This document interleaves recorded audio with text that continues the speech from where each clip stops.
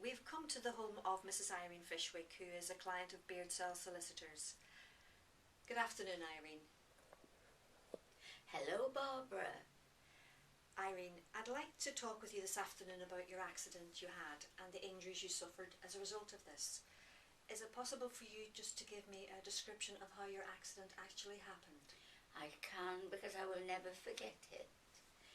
I was in a very well-known supermarket and I slipped on something which I thought was peas but turned out to be a flower from the stall next where I was. And I slipped and I became unconscious. When I came round, a member of the shopping people was holding my hand, and it was a gentleman, and he said, I woke up shouting, please don't let anybody move me. So yes, it was traumatic for me. And what injuries did you suffer, Irene?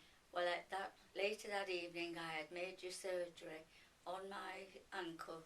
I had pin and plates put in, and it was bad. That sounds like a horrendous injury. It was absolutely horrendous.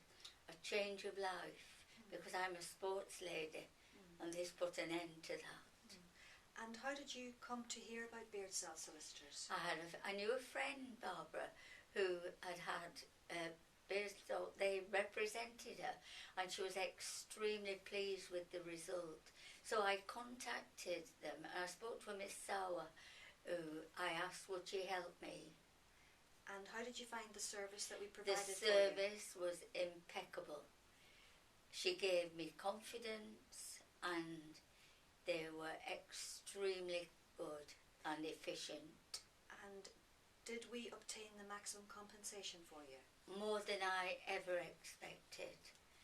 And just so professional with all me, but also a caring attitude as well. Irene, I'd just like to thank you very much for your time this afternoon. It's my pleasure, Barbara.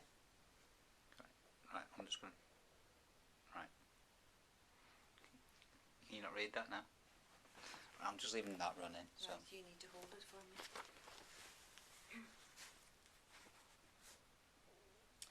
As part of the service that Beardsells Solicitors provided, we also put Mrs. Fishwick in touch with an independent financial advisor to arrange a personal injury trust.